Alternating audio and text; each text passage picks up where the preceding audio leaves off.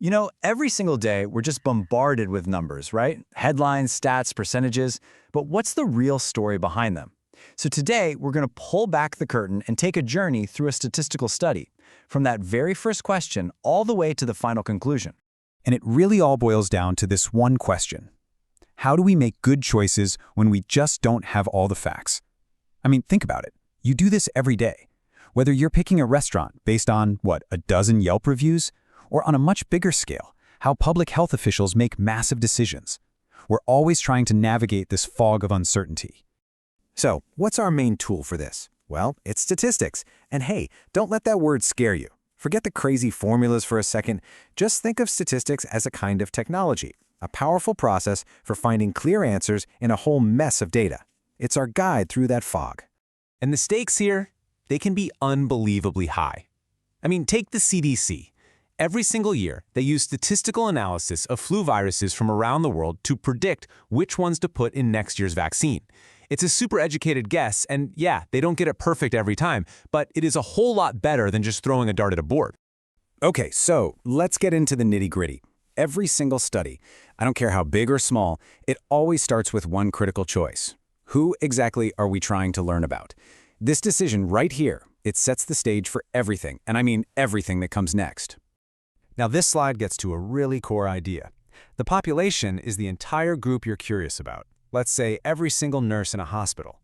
Any number that describes that whole group, that's called a parameter. But let's be real, studying everyone is usually impossible or crazy expensive. So what do? We take a sample, a smaller, manageable group, like just the nurses in the ICU. And a number that describes that group, that's our statistic. And here's something that's absolutely crucial to understand. Your sample is almost never going to be a perfect, tiny mirror of the whole population. There's always going to be a little bit of a difference, and we call that sampling error. Now listen, this is not a mistake someone made. It's not an error in that sense. It's just a natural, expected thing that happens when you study a small piece instead of the whole pie. And statistics is designed specifically to handle this. So we figured out who we're studying. The next big question on the blueprint is, well, how are we going to get the information from them? And you've basically got two main paths to choose from. On one side, you've got an observational study. That's where we just, watch and measure. We don't interfere. A famous example is the Nurses' Health Study, which has just followed nurses for decades. On the other side, you've got an experiment. This is where we get our hands dirty. We actively step in and do something, give a treatment, because we want to see what happens. Now, when we want to know with as much certainty as possible if something truly causes an effect, we turn to what many call the gold standard. It's our most powerful tool, the randomized experiment. The process is actually pretty beautiful in its simplicity. First, you get your group of people together. Then, and this is the absolute magic part, you randomly sort them into different groups. It's like flipping a coin for each person. One group gets the real treatment, the new drug maybe. The other group gets a fake one, a placebo. Then at the end, you just measure everyone and see if there was a difference. So why is that random step so magical? Well, it's our best defense against all those other little factors. We call them lurking variables, things like age or diet or lifestyle that could secretly mess up our results.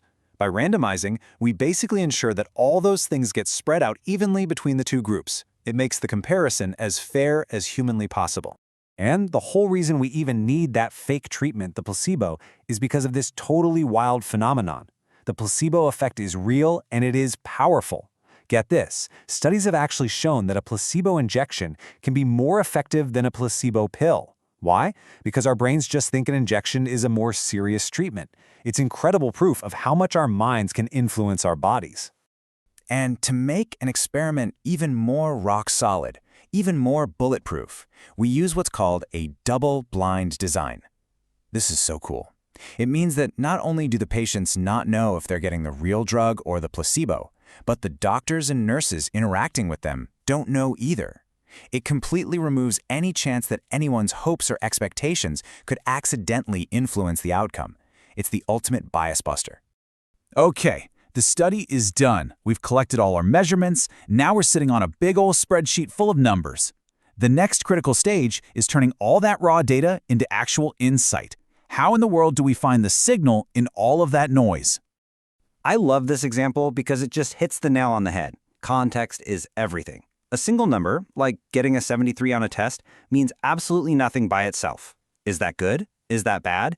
You have no earthly idea until you see how it fits in with everyone else's score. Suddenly, that 73 becomes pretty darn meaningful when you see the bigger picture. And very often, that bigger picture takes the shape of this famous guy, the bell curve, or the normal distribution. That peak, right in the middle, that tells you the average result. And the shape of the bell, whether it's tall and skinny or short and wide, tells you how spread out all the results were.